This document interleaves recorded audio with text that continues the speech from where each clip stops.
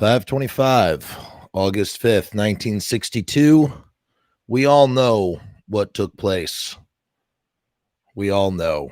Glenn Danzig helped us to remember these facts. And that's the reality. That's the truth.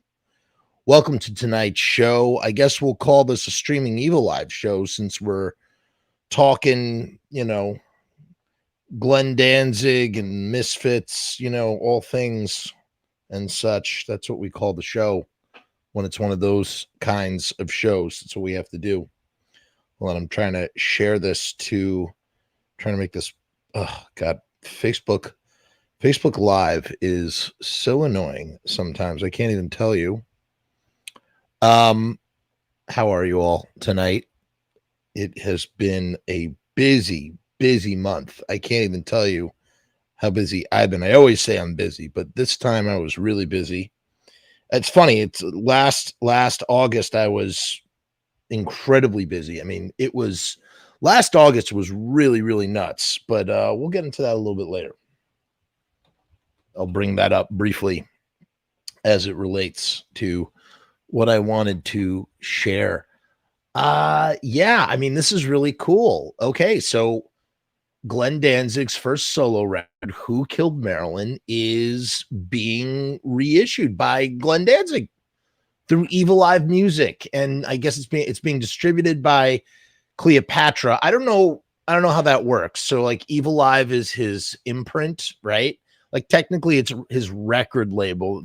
Everything goes out through Evilive, but I think like, all the infrastructure, right? I think it's Cleopatra, right? Like they're the ones doing the distribution side of things. And we had heard rumors about all sorts of reissues. We had heard that Who Killed Marilyn was going to get reissued, and then like out of sight, out of mind, like nothing's coming. And then all of a sudden, boom, here it is. Really cool.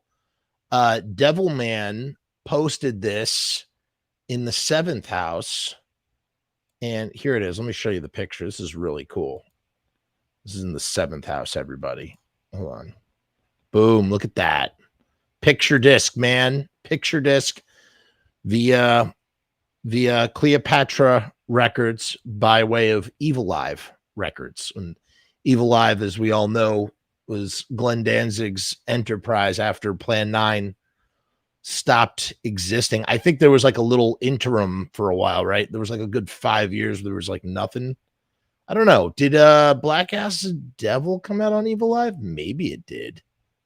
I don't know. In any case, I got to tell you, it looks gorgeous. I'm stoked, man. It looks really pretty. But as far as picture discs go, picture discs don't sound good, or don't sound as good as like, other discs, as whatever, wax vinyl, just without the picture. Doing a picture makes it impacts the sound slightly. I'm not going to sit here and pretend like my ears are even good enough to pick up on those frequencies, so it's probably fine. That's just what I always hear other people say. Oh, it's a picture disc. It's not going to sound as good as a regular disc. The grooves, blah, blah, you know how it is. Before we go any further, let's do things right. This is for Rue Morgue, wherever he is. We wouldn't be a show without the intro. Jeff is gonna talk about the Misfits right now. He's a nerd about this stuff, obsessed anyhow. Jeff never shuts his face, always needs to talk. Might show some weight if he went out for a walk. Do you think Danzig cares? He doesn't care. He's not incorrect.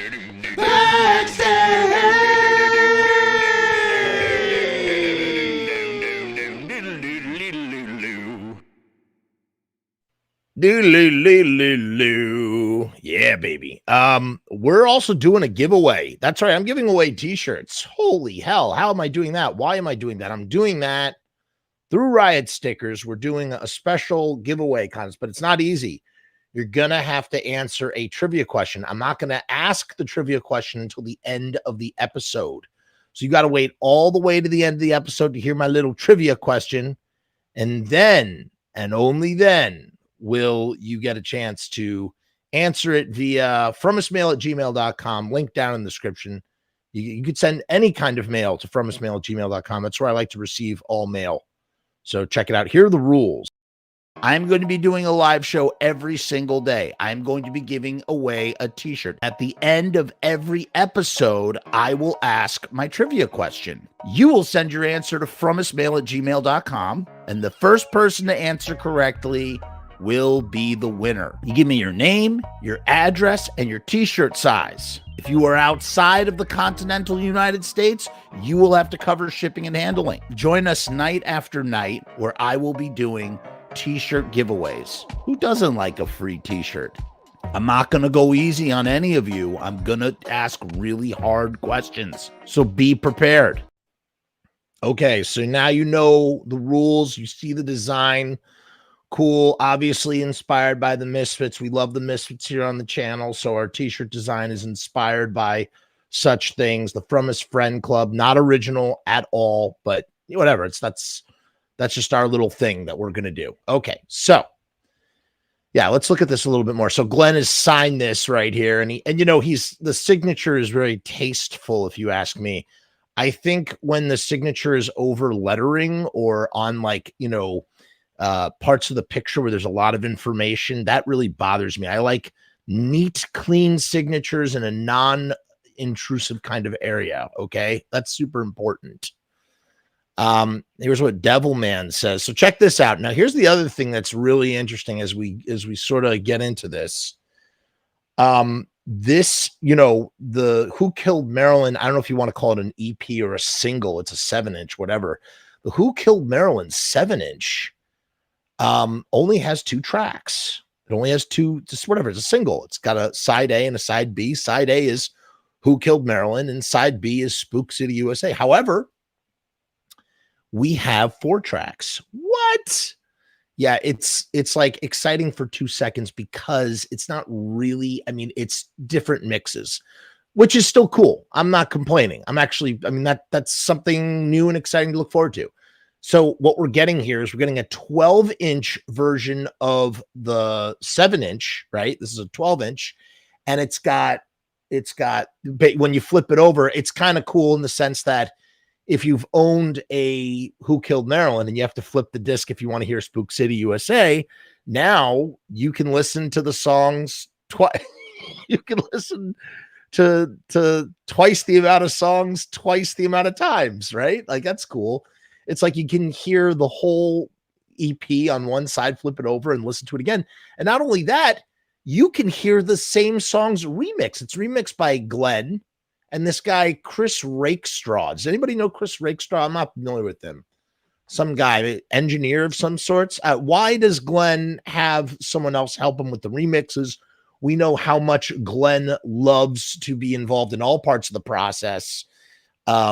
So maybe is his hearing like slightly? Does he have does it have to do with like finely tuned hearing? Like maybe Glenn has lost a little bit of his hearing, having done, dude's been performing for nearly 50 years, almost 50 years.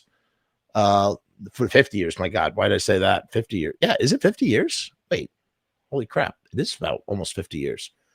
2017 would have been 40 years, and in 27 would make 50 years. And that's not including, if you're including his bands before the Misfits, then he's been, all right. So the guy's been doing live music for 50 years.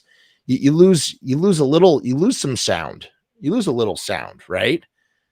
Yeah. EV, I like what you're saying here. You're saying Glenn may want fresh ears in terms of an objective listening way. I think that's why anybody would do it, but Glenn is a little bit different in that regard, right? A little bit.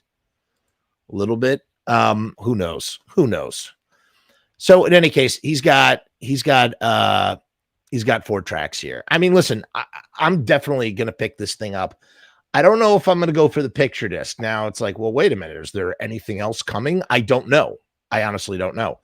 But when you look at what he's been doing with all of the other releases to come out, it's very possible that there are more versions coming along the way. And I made the mistake with Danzig Sings Elvis. I was like, yes, Danzig Sings Elvis. I'm probably the only person on the planet who bought Danzig Sings Elvis on black vinyl because I'm a jabroni. I mean, what a goofball, Jeff.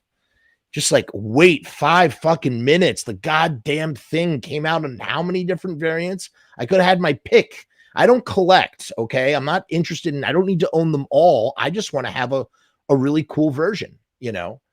And the thing is, you know, $30 for, you know, 4 songs or even 2 songs. That's a lot of money, man. That's a lot of money for, you know, even if it's a 12. But here's the thing.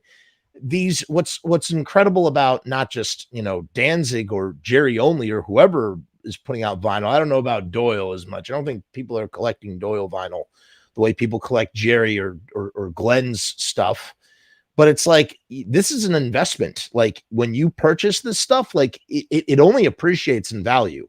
You're not going to regret purchasing one of these, especially this thing. You know, Glenn had this price that they sold out. Devilman at the 7th House says right here, all of our copies sold out so damn fast because he had a few advanced copies that were signed by Glenn and they were $120 in price. So 4 songs, two songs. Sorry, wait, I can't do math. 2 variations of 2 songs for $120 on a picture disc signed. I mean, anybody else, I go, that's a ripoff. But considering what the market value is for this stuff, and this is an official release of Misfits songs, even though it's a Glenn Danzig solo release, I mean, that's going to appreciate nicely. It will. So whoever buys that is ultimately, depending on what your reason, if your reason is just to listen to the thing, you don't need a signed copy. But if you have a collection, now here's the other thing that's interesting too. What's nice about him doing this, like finally like putting something out, one, this really does, you know, I'd say the collectors market, whatever, the collectors scene is split, but not split evenly in this sort of sense. Like, I wouldn't say it's a 50-50 split amongst collectors that like 50% of collectors are like, yeah, bootlegs, they're awesome. I would say I don't know what the exact split would be, but maybe it's more like 80-20.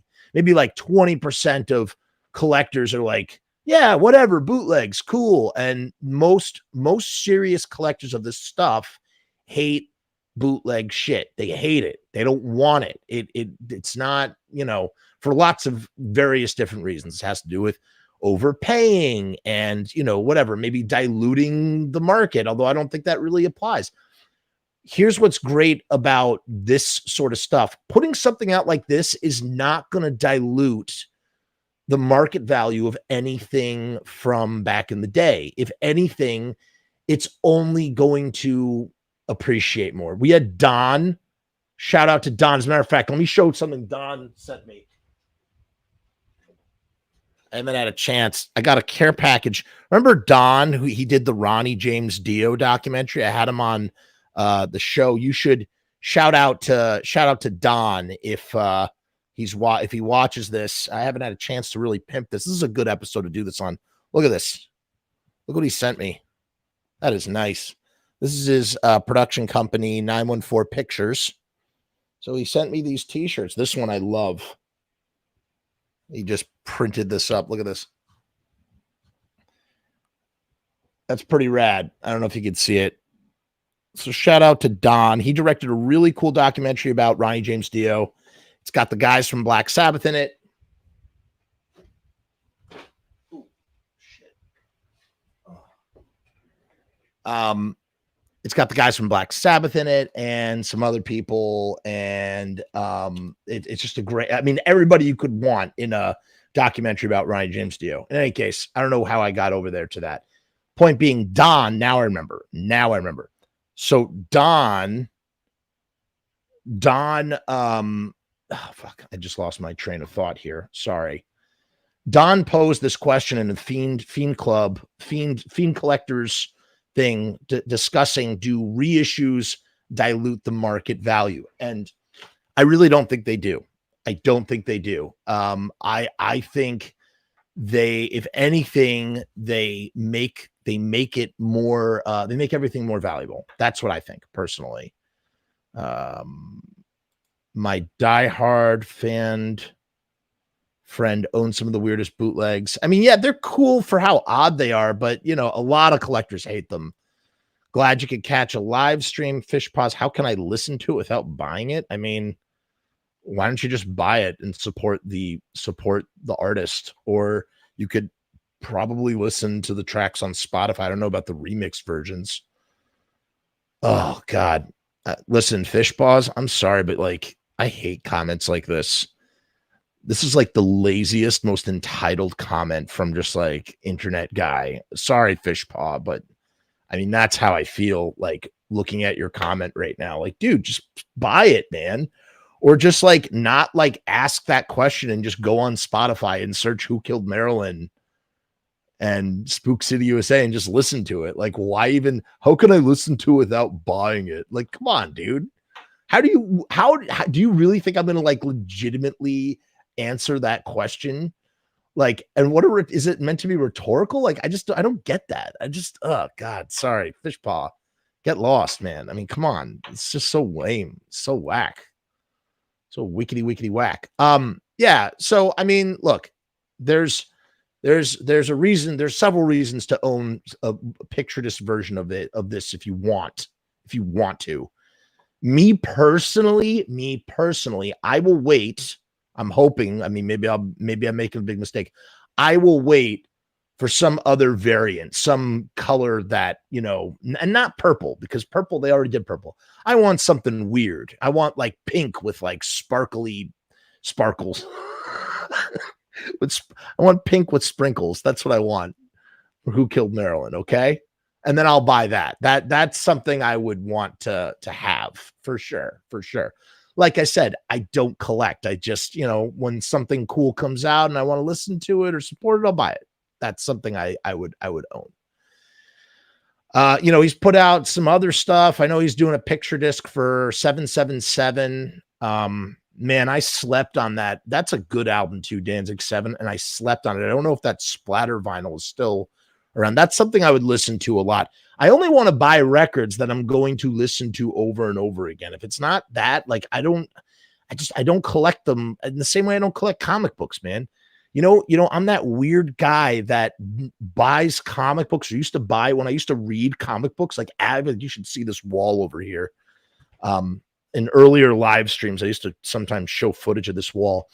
I would always buy the trades, man. I would buy the trade paperbacks because I wanted to read the story. I don't give a shit about the collector's value.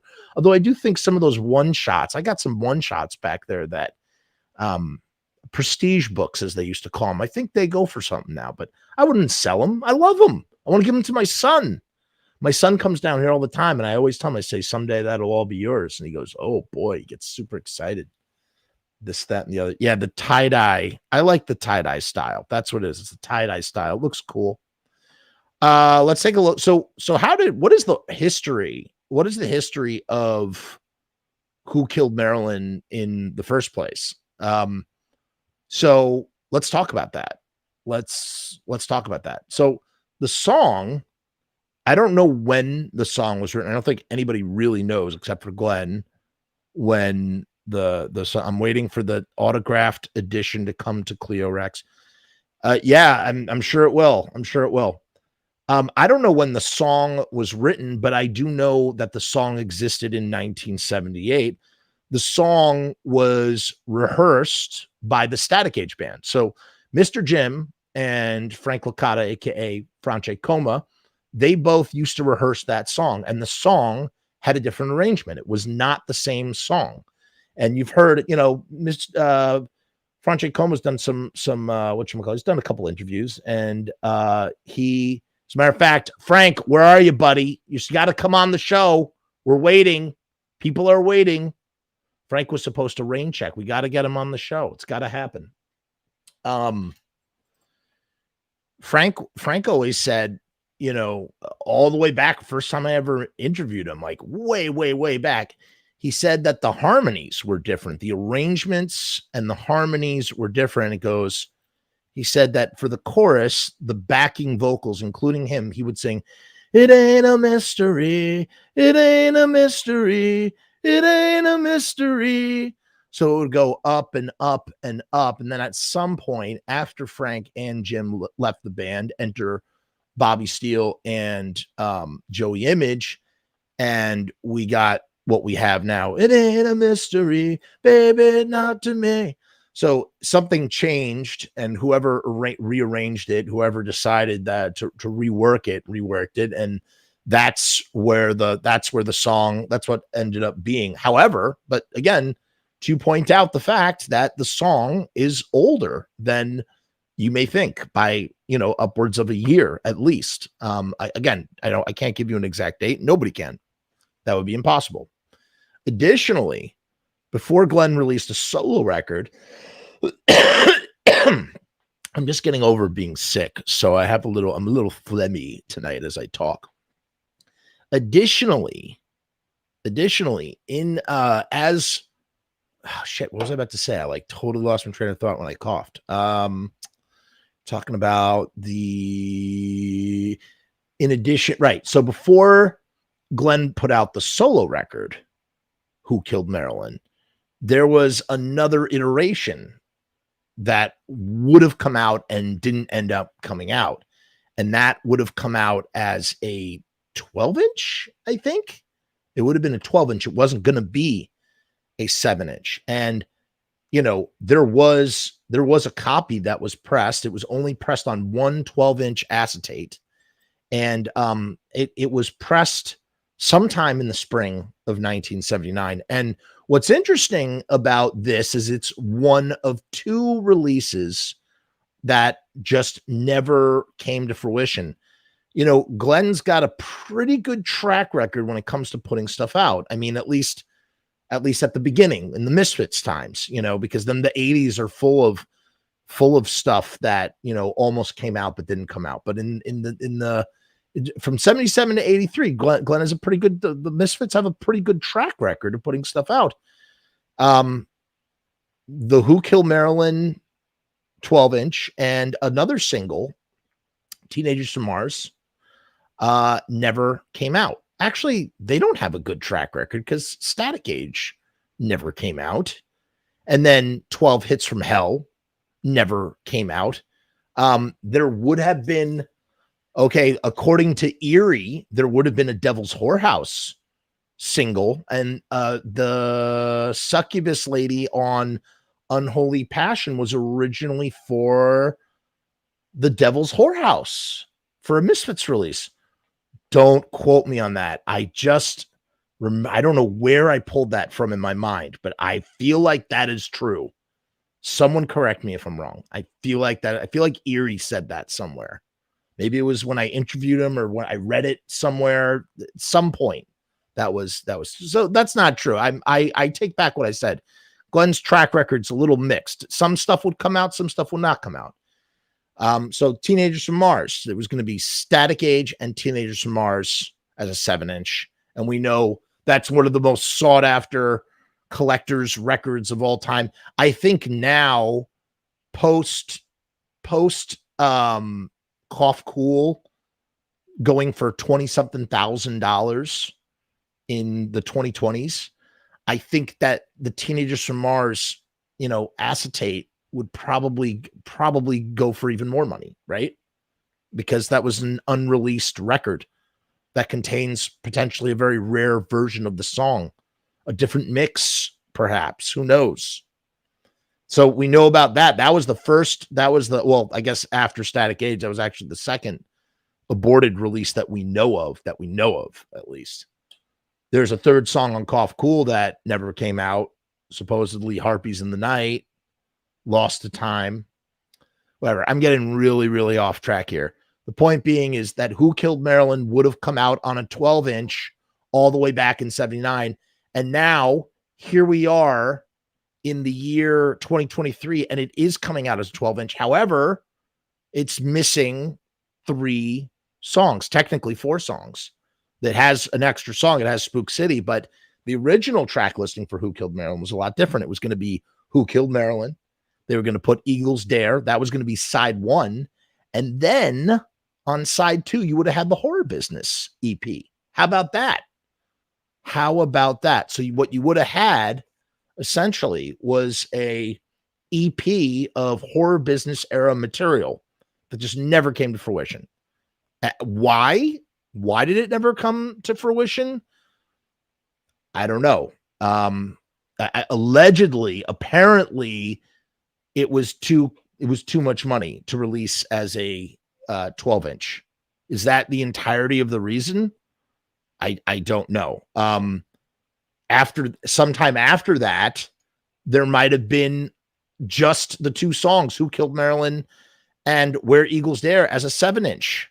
Because he talks about that in the Thrasher. He talks about that in Thrasher. But that also never came out.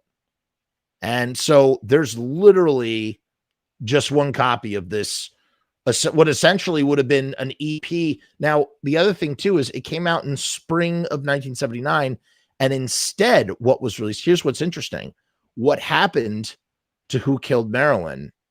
It transformed into Horror Business. Right? Isn't that what's fascinating about it? Because if you think about it, immediately following this, released over the summer, was the Horror Business EP, which is the side B of the Who Killed Marilyn 12-inch.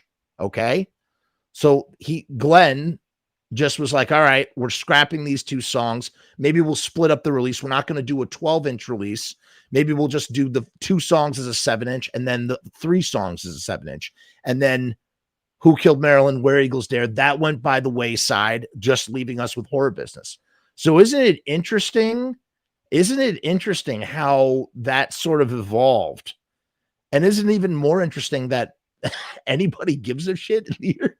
That like I care enough to like talk about it right now? Like, I don't know. It's weird. Like, why do we care? Like, why does that matter? I don't know. I don't know. It just does. It's history, baby. It's history, baby. It's just, it's a sticky situation. What can I say? Sticky situation. And you know what else is sticky? You know where we're going with this, right? You know what I'm about to say. Motherfucking Riot Stickers. That's right. Riot Stickers is the official sponsor of the Frumess channel, and not just the Frumess channel. Did you know that Riot Stickers is also now the official sponsor of the Genre Blast Film Festival? That's right. The Genre Blast Film Festival has taken on Riot Stickers as a sponsor. I love Genre Blast Film Festival. I love Riot Stickers. Let's take a look at these Riot Stickers. These things are printed on vinyl.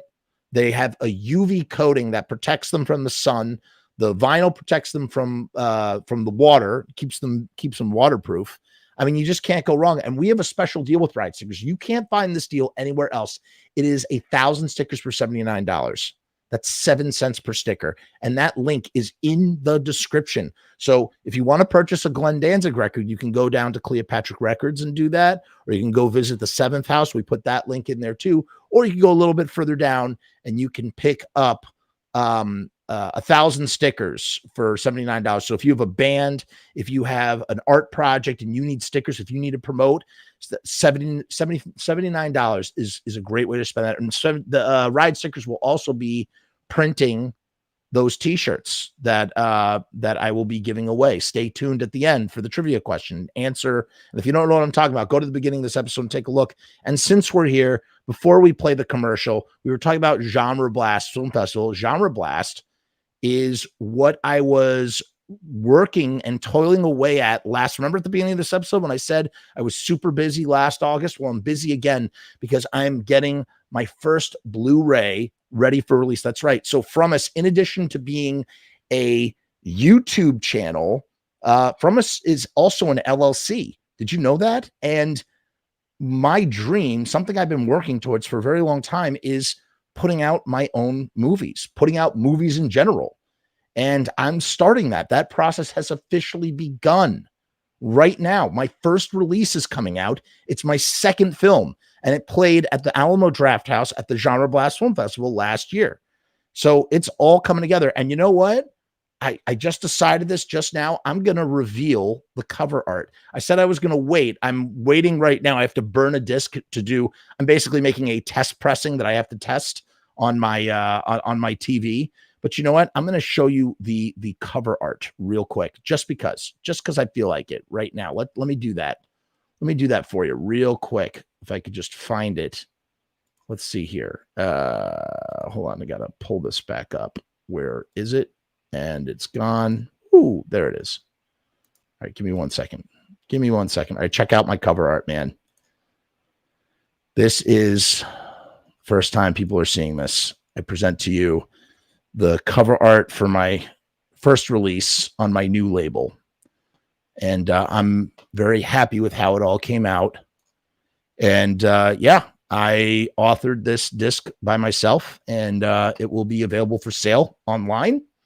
As well as a few other places. And yeah, I can't wait. I really can't wait. I got all these special features wrapped up together. And if you notice, just like following in the footsteps of Uncle Glenn and, Plan 9 being my inspiration, Frumess Films -01. That's my little, my little serial number. I don't know if you can see that very well. Let me make this closer. See, look at that. Number 1. FF01, baby. Man, I got to tell you, I've been trying to do this for years, man. I've been trying to do this for years. So I'm really excited about that. Okay. Enough of that. Let us play the Riot Stickers theme song here. I'm going to play the Riot Stickers theme song while I get myself reconfigured, because I just messed a bunch of things up. So you know the drill. Riot.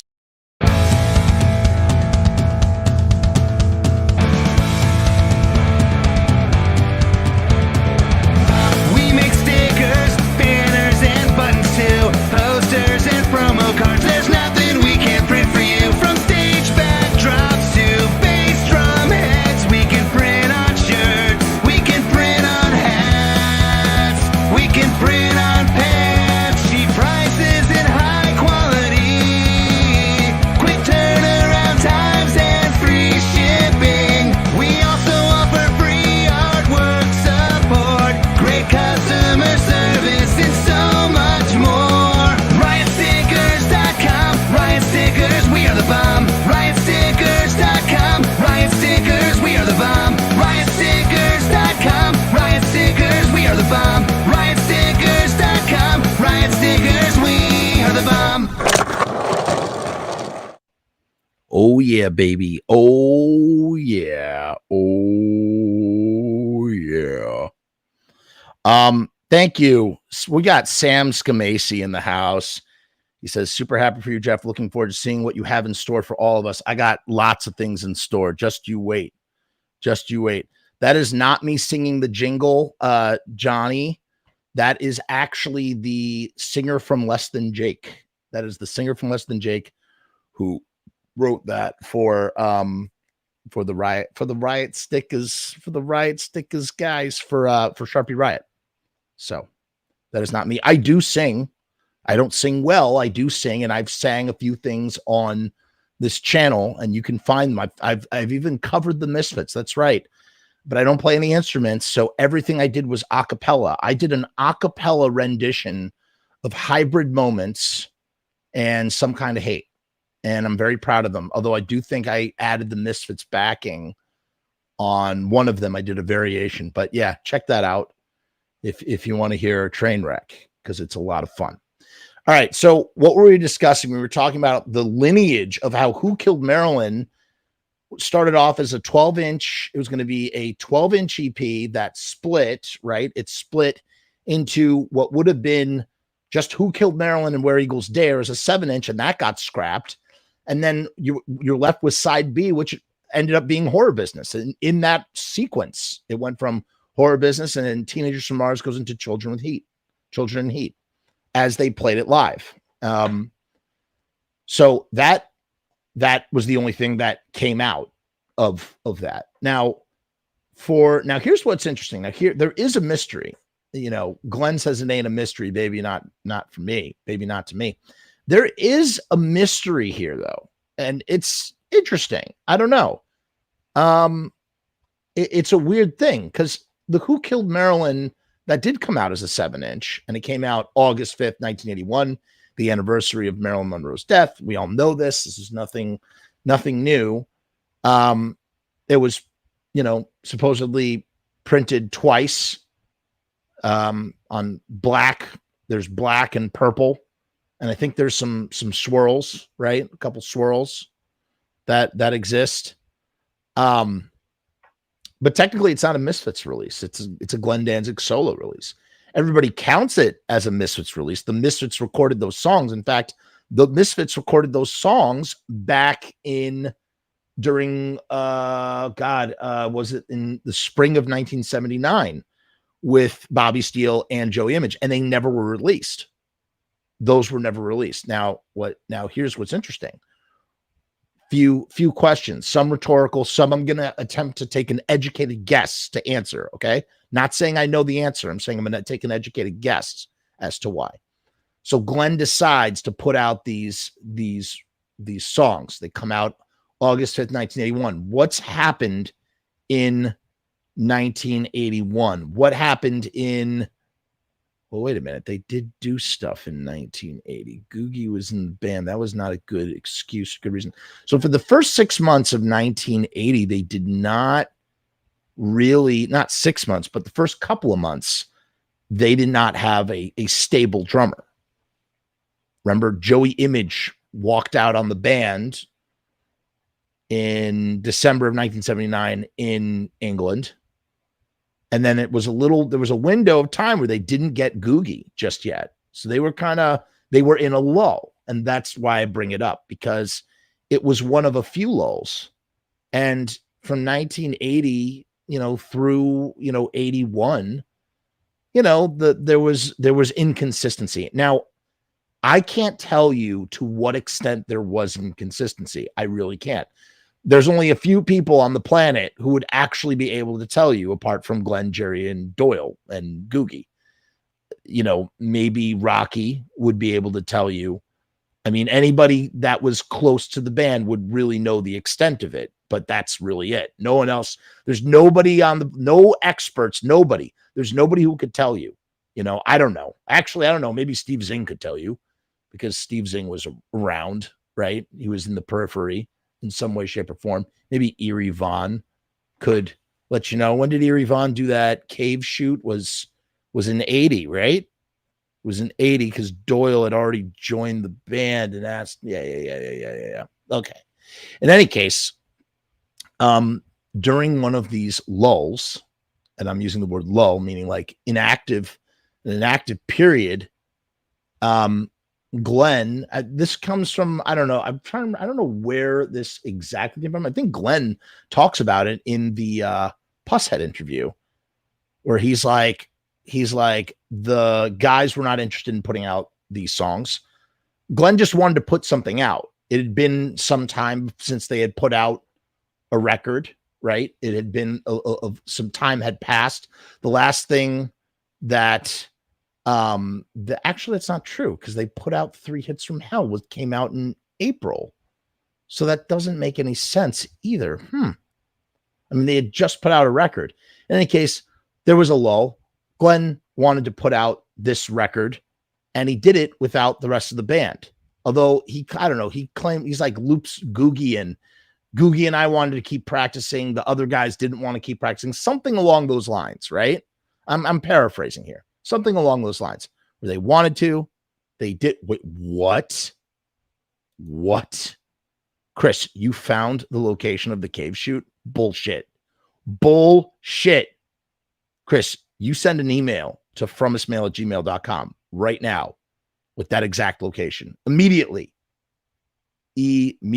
Please. All right. Not telling.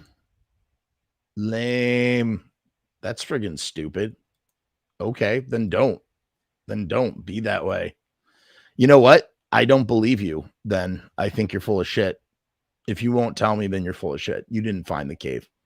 You didn't find the location of the cave shoot. You think you did. You didn't find it. I don't believe you. That's fine.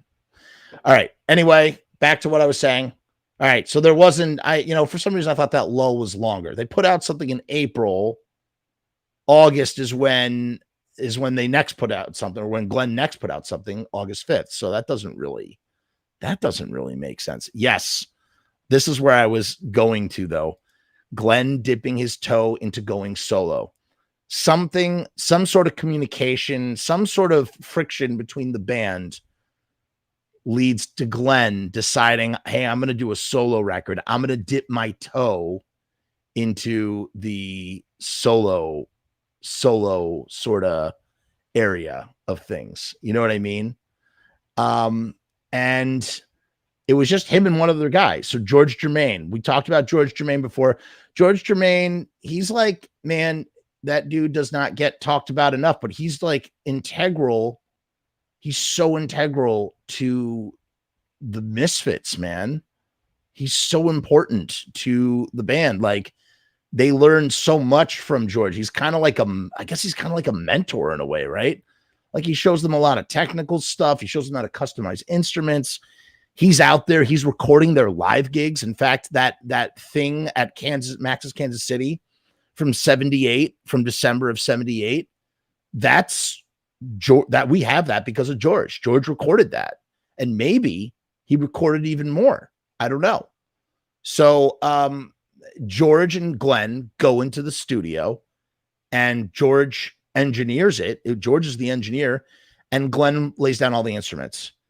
And, you know, going back to this idea of like Glenn dipping his toe in going solo, as Michael is saying in the comments. Yeah, I feel it's like I can technically play all these instruments. Let me hear how it sounds. So it's like Who Killed Marilyn feels almost like a test run. Can I do this on my own? And I think ultimately all you got to do is listen to Who Killed Marilyn on the one with Bobby Steele and Joey Image, and then listen to Glenn's solo version, and it really tells you all you need to know. It really tells the story in and of itself. That maybe even if Glenn wanted to go off solo, he did not have the chops to do it. You know, listen to the drum beat, listen to Joey's drum beat, and then listen to Glenn's drum beat. Glenn's drum beat looks like he is holding on for dear life. Sorry, Glenn, but it's the truth. It sounds like he's hanging on for dear life with that. And maybe it's his first time ever trying to drum. Like, I can't knock him for, you know, going out there and trying something new. I do that all the time. I always try to wear too many hats, and sometimes it blows up in my face when I do, but I try, you know. And what happens when you wear too many hats? You spread yourself thin, right? So it's like when you listen to it, it sounds like he is holding on for dear life, trying to keep time. Maybe he's even counting it off in his head, like, like he's just trying so hard, man. Telescope says it's raw. Yeah, it is. It's got a nice rawness to it. But, you know, there's this moment, you know, there's a space for a guitar solo. Glenn doesn't even attempt it, man. Like, he doesn't even attempt the guitar solo. He just stops for a second. He does this cool, it's almost like an anti-guitar solo. It's like, here's where the guitar solo is supposed to be, and then I'm not going to actually play it. Screw you. I'm not going to play the guitar solo. He doesn't play anything. The instruments don't even really feel very musical. They almost feel like they are cohesively trying to hold a beat that Glenn can then use his incredible singing voice and sings over it. And his singing is great. The singing is the best part on both of those recordings. I will say I do like that, the way that he does that like weird oi arrangement for the backing vocal in Spook City USA, that, you know, I don't even know how to sing it. I can't verbalize it right now, but like, you know, you know what I'm talking about. Here is where I know. And it goes, I. Like, that's cool. I like that. Jeff and Quiet heard George from that Michigan TV appearance where Glenn IDs himself as Slim Whitman. I had heard of George only from that Michigan. Interesting. Yeah, dude. So I don't know. I think that's pretty interesting though. That, you know, it's like, hey, I'm going to strike out and try and do this thing. It's like Glenn always knew how to play guitar, but yet he doesn't play guitar. He wants to be the singer frontman, and aesthetically that's part of it. But also, you know, look at Bobby Steele's guitar playing versus Glenn's guitar playing. you know, but look at Bobby's chops, man. Bobby added so much on the guitar to those recordings, in my opinion. You know, that's what I think, at least. And then here's what else is interesting about it all. So when Glenn re-releases Who Killed Marilyn, now here's the other thing. This is gonna, all right, this kind of blows my mind. So then Glenn re-releases Who Killed Marilyn in the Legacy box. It's 1985. It's really, at this point, it's him, and he's got Eerie, you know, sort of supporting him in the studio in various different ways. Although Eerie, when I spoke to Eerie, he said, "Hey Dagger, the version that's on Legacy is the Misfits version." And I'm going to get to that in 1 second, though. Give me 1 second, Dagger. Eerie, as I recall in his interview with me, told me that he didn't really play. Eerie was offered to play on Legacy Brutality. He didn't want to do it. So Eerie actually declined. He later would help Glenn record Walk Among Us 2, aka Misfits Collection 2. That's right. Walk Among Us 2 was originally supposed to be Walk Among Us 2. But for Legacy, that's Glenn augmenting what's already there. Now, here's what's interesting. You could say, when I spoke to Eerie, Eerie was telling me about, why something like American Nightmare got included on Legacy. It was a way of creating, what's it called? Putting something exclusive. It was a way of creating initiative, not initiative. What's the word I'm looking for? I can't think of the word. It's on the tip of my tongue.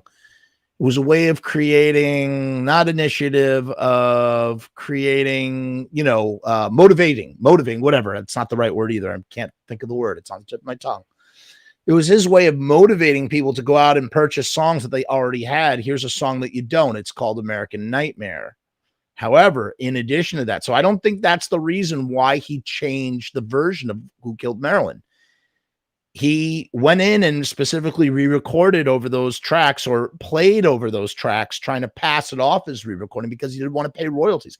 He didn't want to have to deal. He thought that would be a way of circumventing anybody else's claim on those recordings. And I'm sure, whatever, a lot of factors that went into that. Besides that, maybe he's thinking about Walk Among Us and everything that happened in Walk Among Us, which is why he would go and do Walk Among Us 2, right? You know what I'm saying? What's going on? Crazy White Boy out of Baltimore, CWB. Kevin's here. Hi, Kevin. Thanks for the cave directions. Are you guys torturing me now? You guys are torturing me? So you gave... Chris, you gave Michael directions to the cave. Dude, I would do a whole documentary on that frigging cave. Yes, right. To create demand, but that's not the word I'm thinking of. It's an I word. To create, incentive. Holy shit. How did it take me this long to think of the word incentive? It created an incentive to buy Legacy of Brutality by having the extra track. I don't think the reason why Glenn chose, and now Dagger, this is what we were talking about. I don't think the reason why Glenn chose the version, the Misfits version, as opposed to the one he had done solo. He had already done a solo version where he played all the instruments and therefore wouldn't have to deal with, cutting anybody else in on the record. Maybe that's why Glenn did that in the first place. So one, he wanted to see if he could just be a one-man band, but two, I'm going to play all the instruments because I want this to be super separate from the Misfits, which is still an active thing. And I don't want to mix everything together. It's just going to be separate. And anything that comes in from Who Killed Marilyn is going straight to me because I played on it. I played everything on it. So you would imagine that when Legacy comes around and he's trying to alter the tracks enough, he's trying to alter the right. Yeah. Incentive, dude. Same thing. I'm dumbfounded at myself as well. Don't feel bad. So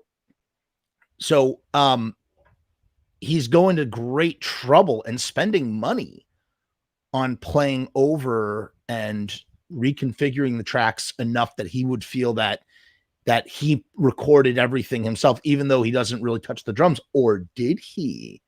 Because shit's getting nerdy right now. Because upon listening to the same version, the version of Who Killed Marilyn that can be found on disc 3 in the box set, is the same version that's on Legacy of Brutality. At least the drums and the guitar. You can hear Bobby Steele's guitar playing underneath.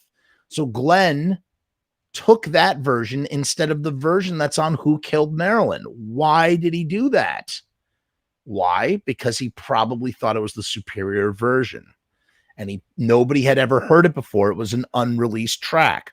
So all Glenn had to do was play guitar and bass over it and sort of try and pawn it off as his version, his version of the track, because the version that's on the solo record probably would have stuck out.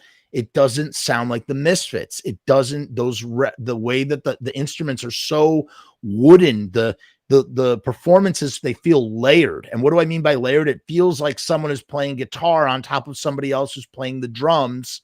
It doesn't feel like a performance that's in sync. All the Misfits stuff was tracked live, or at least most of it, a lot of it that we know of, right? All of the horror business stuff. I mean, pretty much all of it was, right? It was a lot of it was tracked live.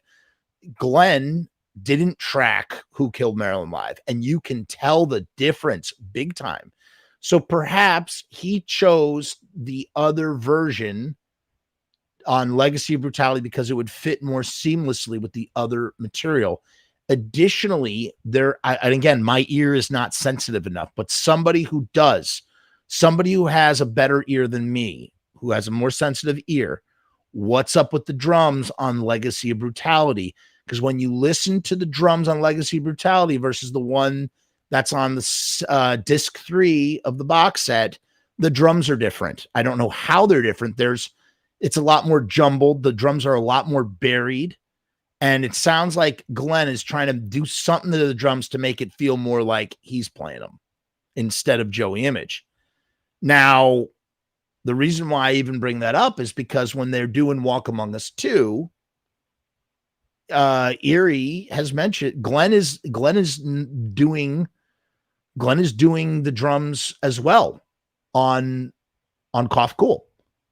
Part of it is Manny, and Glenn is adding percussion onto the drum tracks, or in addition to the drum tracks. So he's changing up the drums slightly. I want to suspect that he did the same to Legacy of Brutality. And again, all of this goes back to the notion that here's Glenn, he's fed up with the Misfits on some level in 1981. Mind you, around this time, he also records Archangel, right?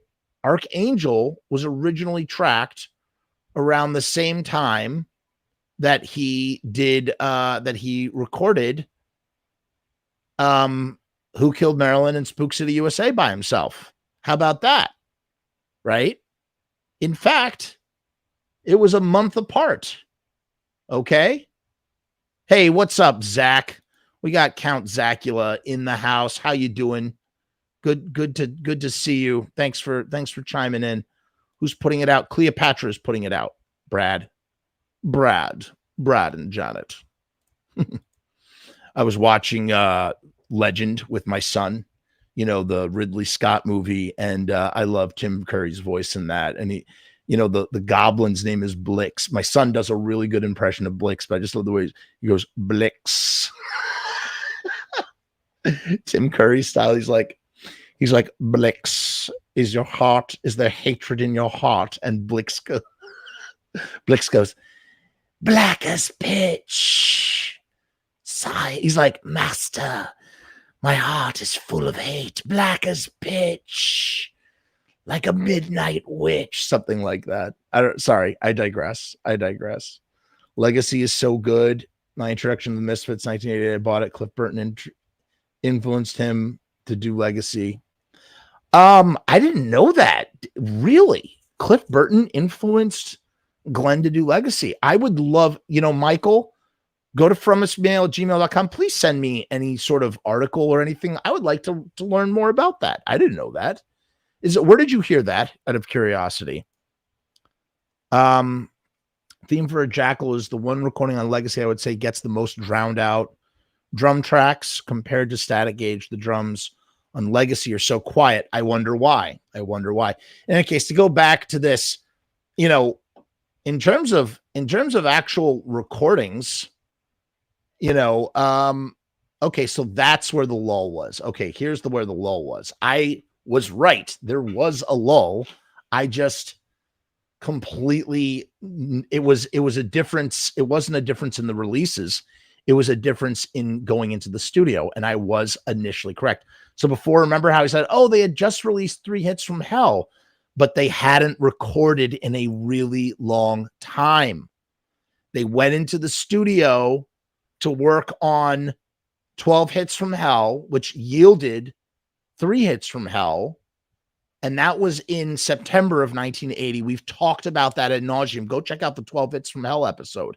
When the next time they went into the studio would have been in March of the next year in 81. And that was to do Archangel, which wasn't even a Misfits song. And then it's not until April of 1981 that Glenn goes in by himself to do those records. Okay. So they hadn't recorded in a really, really long time. And so maybe Glenn is thinking the Misfits are over, or maybe Glenn is starting to entertain, hey, I want to do something else. And maybe it took a few years. I mean, until 83, when he's really thinking, okay, it's time to go and do something else. I'm going to do this thing called Sam Hain. That's not a lot of time. It's less than 2 years, right? The gestation. We tend to think that 81 is not a long time away from Sam Hain. The whole Misfits lifespan is only 7 years, 6 years, whatever you want to call it. 77, 78, 79, 80, 81, 82, 83. 6.5 years. That's it. So they had a huge gap in time for recording. That's when it took place. And that's when he recorded solo. And that's where he's striking out on his own. I'm going to do my own instruments. He even threw in, there were some keyboards in there as well. So I'm going to do my own instruments. I'm going to put up my own record. And I wonder, upon hearing, and it doesn't matter because he spent money. He invested the money in pressing up the record. He's got to sell it. He's got to embrace whatever it is. But yeah, I have to imagine he heard those records, and compared to what he had recorded with the Misfits, it pales in comparison. Sure, they have a raw sound. Sure, they sound interesting, but they are so far removed. The decision, hey, I'm going to take 2 songs that I already have in the can and go back into the studio and re-record them by myself, because I don't want these guys to have any stake or claim on the recordings. It's Glenn going, I'm going to do. So in a weird kind of way, Who Killed Marilyn? It really is the sort of first time, I guess, maybe there are cracks in the armor of this band is not going to work out exactly. And then, like I said, he basically admits as much, because by the time 85 rolls around and he's doing Legacy of Brutality, and dude decides to not even use the version that he has, where he's playing everything. Could have saved himself $1 or $2. Chose not to use those versions. I almost said versions. Now, the other thing. Oh, thank you. He says, Count says, Zach says my shirt rocks. Thank you very much. Thank you. I like these are lemons, pink lemons. It's funny. Last time I went to go see the Misfits, everybody's dressed in black. I'm the only one. I'm wearing this shirt. You could see me taking pictures with Jerry Other and Franche Como wearing this shirt. I totally didn't even realize it either until I got there. I was like, wow, everybody's wearing black except for me. So yeah. I'm trying to think, is there anything else to say about all this? I don't know. What version do you all prefer? What does everybody prefer? You know what I can do? Let's take a poll. How about that? Let us take a poll. Let me see here. Can I take a poll? Sure can. All right, give me 1 second while I do this. By the way, that's right. We have a trivia question. Win a t-shirt. Got a trivia question. Let me see if I could do a poll though. Top chat. Okay. We're going to ask a poll. It's going to let me poll. Here we go. Start a poll. Cool. Ooh, you could start a Q&A as well. That could be fun. All right. Which version? Actually, there's a few versions of the Misfits. Who Killed Marilyn? Which version of Who Killed Marilyn do you prefer? Let's see what everybody answers. Question mark. And we'll put Uncle Glenn or the Misfits. And let's see how everybody answers. And in the meantime, we got to get ready for our solo question. It's just going to let me. Yeah, there we go. Misfits. All right. Boom. All right. I just put a poll. Can I pin that? No, I can't pin the poll. Let's see what everybody. Oh, we got a lot of votes coming in. That's nice. That's fun. That's fun. I got to do more of that stuff. Let me see here. And then start a Q&A. Ask viewer questions live. All right, let's try that. Ask me something. You got to wrap it up here, people. Let's see what happens when I do that. Cool. I've never done a Q&A on here. We'll see what happens. Whoa. Okay, so we have already, it's starting to, it's changing. We're at 12 votes right now. 83% Misfits, 17% prefer Uncle Glenn. That's very interesting. There's it says there's 41 people watching live and we only have 13 votes. So come on, people. Come on, people. Let's get some more votes there before I ask my question. Send us out of here. Oh, trick question. Uncle Glenn is the Misfits. No, I disagree. Especially as of recent. In the last few years, I totally disagree. The Misfits is Jerry and Glenn. You need Jerry. Jerry helps to make the Misfits the Misfits. There's no Misfits without Jerry either. You need both. You need both. You don't listen. Of course, Doyle is a great addition, but the Misfits, I feel, exist without Doyle. They don't exist without Glenn and Jerry. Hands down. I thought the band didn't show up to recording, so Glenn decided to do it by his own. I think that, so Jerry says he doesn't remember any of this, but Glenn says that he tried to get the guys to do the recordings, and they just refused or something. So he went in with George Germain. All right, so right now, the percentage is 86% for the Misfits and 14% for Uncle Glenn. Interesting. Very, very interesting. What should my question be? Let's think about my question. I've got a lot of stuff to do. So I have to go back to, like I said, for those of you who are unaware, I'm releasing my first feature-length film. No, sorry, it's my second. It's called Gouge Away. I made it last year. I've been incredibly busy working on it. And I'm releasing it on Blu-ray. It's going to lay the groundwork to release so many other things on Blu-ray. I'm super excited to see what happens with that. So I gotta go burn the test pressing, if you will. Funny, none of them can fill a large arena, but together they sell out MSG. Yeah, isn't that interesting? Isn't that interesting? Yeah, I mean, listen, Doyle is a part of it too, but Doyle is not. It's Glenn and Jerry. When you hear Glenn singing, you need Jerry's backing vocals, man. Hands down. And you know what really showed me that? Going to see them live. Hearing Jerry do the backing vocals live in Madison Square Garden at Prudential Center, showed me how integral he's such an important piece of the whole thing. He really is. All right, let us do the okay, we got a Q&A question from Odd Rock History. How do I show it though? Does it let me show the question? It says select the question. All right, select the question. What did I? Okay. Oh, interesting. So that's how it works. So it shows me the private question.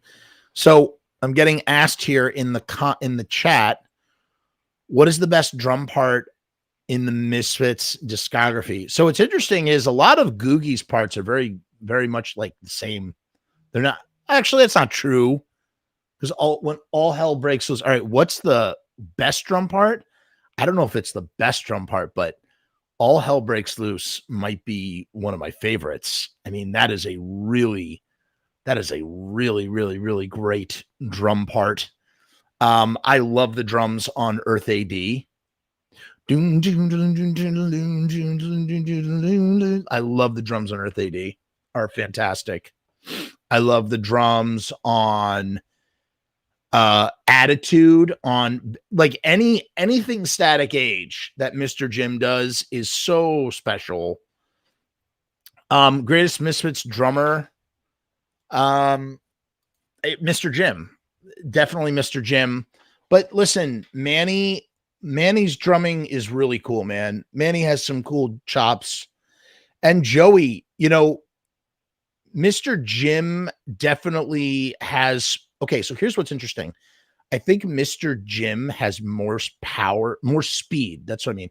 He's faster than Joey Image, but Joey Image has like a punk rock energy in his power hitting that fits those songs just as perfectly. Like, it's hard for me to imagine Mr. Jim playing on Children in Heat in the way that Joey Image does. And the same time, you look at Joey Image trying to emulate any of Mr. Jim's parts. In fact, anybody, even the great Dave Lombardo, who everybody loves. I like Dave Lombardo. All the respect to Dave Lombardo in the world.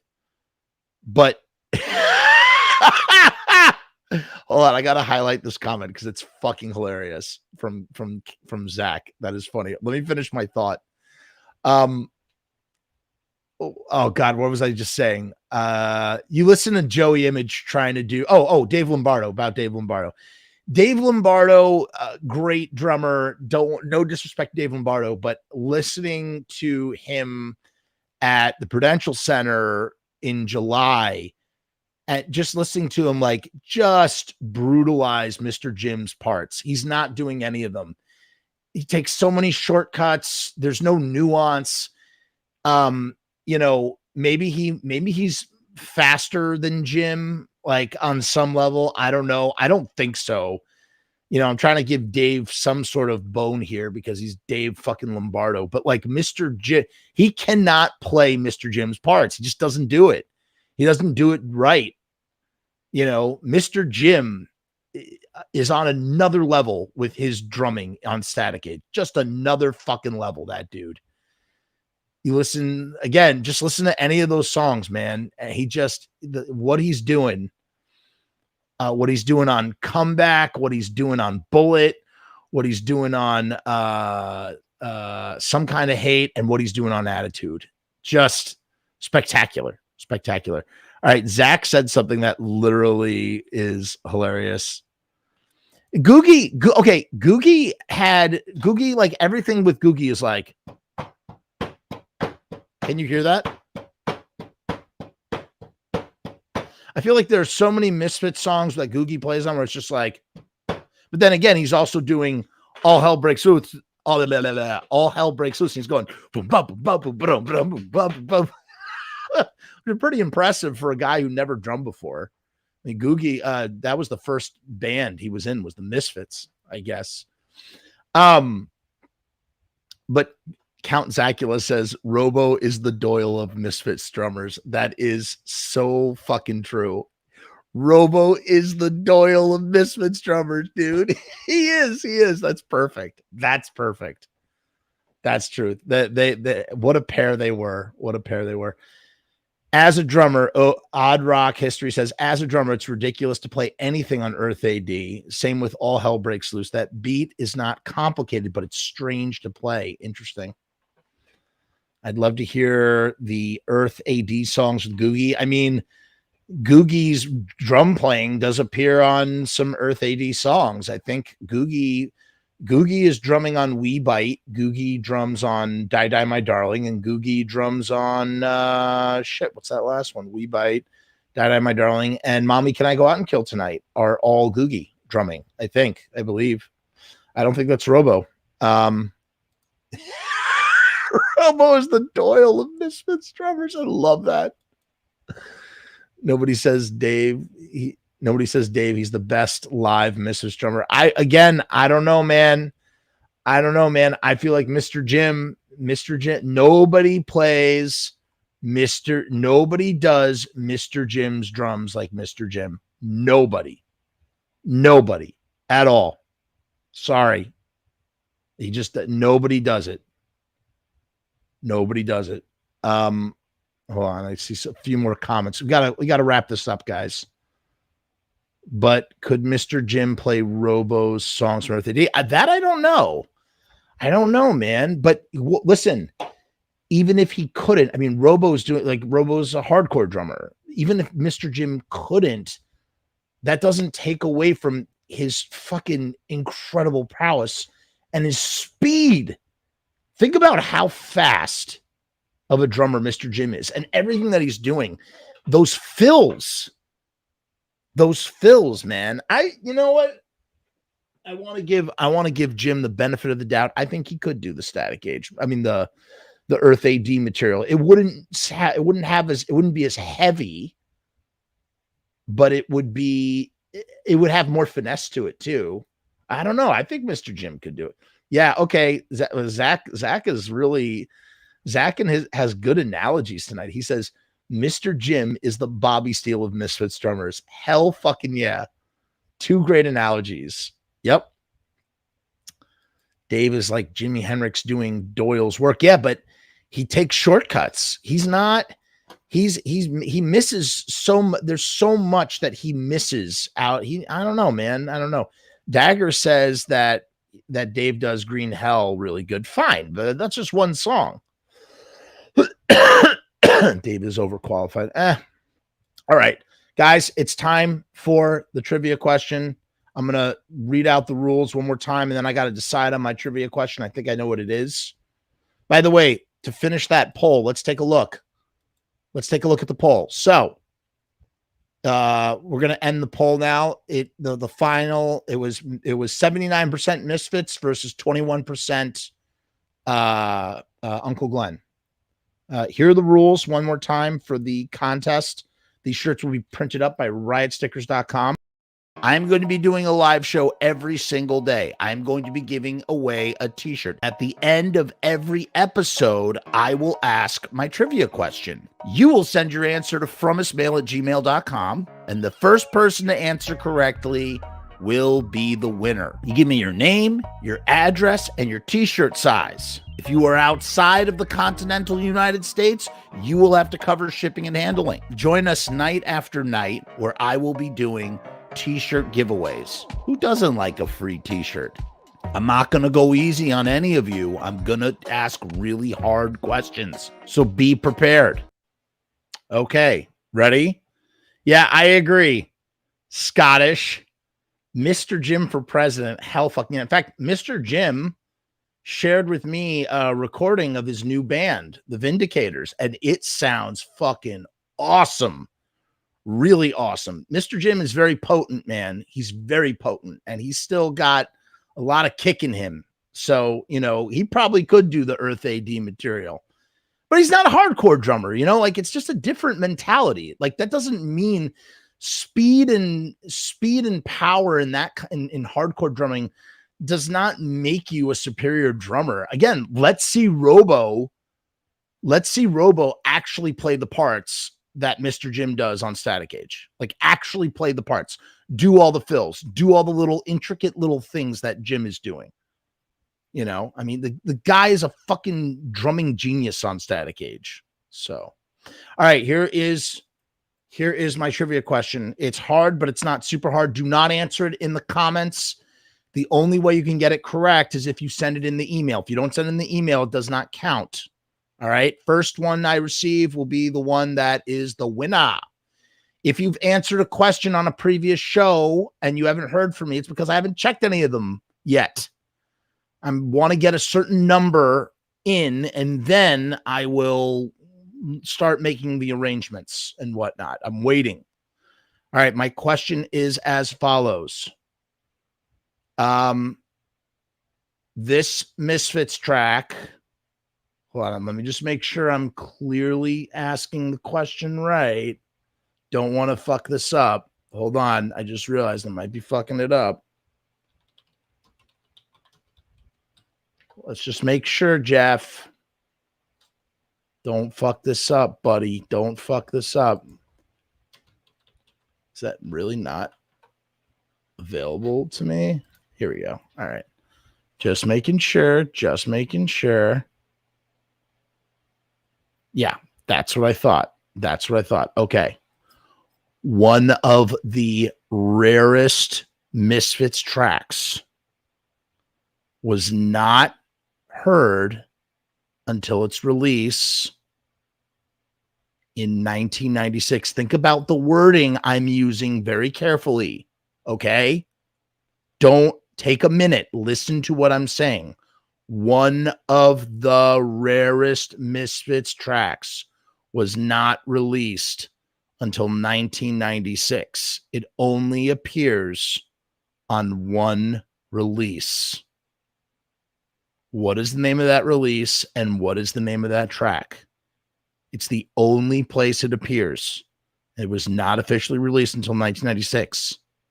In fact, just to give you a little bit more information, you could not get it even as a bootleg, okay? You could not get this track as a bootleg. It would have been impossible. The only way that you could have heard this is if you got this release in 1996. It is the rarest, one of the rarest Misfits tracks. What is that track? Send me the answer and you can win a free t-shirt. Okay. I don't think I got anything else for yous. I think that's it. I think we did it. It was a good episode. I enjoyed it. Hope you enjoyed it. Keep your eyeballs posted for the release of my first Blu-ray. I'm super excited. It's loaded with special features. Like, I got tons of stuff on this thing. I'm super excited about it. Super excited to share it with you all. I'm gonna share with you the artwork one more time. Check this out. My first release. Boom. There it is. Super excited for this.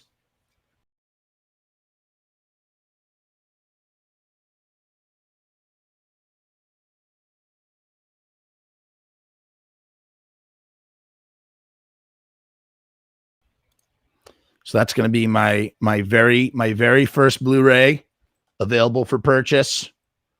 Check it out. Support independent art. This is a way that you could support. Be very modestly priced, and you will get lots of value for it. Winner of the Genre Blast Film Festival Independent Spirit Award, Gouge Away. Presented to you for the first time ever. It's the only way that, technically right now, it's the only way that you can watch it unless you're a Patreon or YouTube member. If you're a Patreon, YouTube member, you can see it. So check this out. And we got more releases to come in the future, more projects to work on eventually. It's going to be exciting. We'll see. Lots to do. But this is what I'm knee deep in right now. I'm just like mired down in this, and I can't wait. So I got to go because I got to go burn a disc of this right now and test it out. I got to QC it. We call it QC, quality control. I'm going to get everything out. This is my plan 9, people. This is my plan 9. Understand that. See this? Look. FF1, baby. You know what FF1 means? Frumess Films 1 or Frumess Film 1. That's right. That's my label. This is my label. See that? Super exciting. More to come. More to come. Okay. All right. I'm out, guys. Peace. Hair grease. Check out the Patreon. Oh, new secret show was posted. Hey, should have said that at the beginning. Got a brand new secret show on the motherfucking Patreon and for YouTube members. So check that out as well if you are one of them. Okay.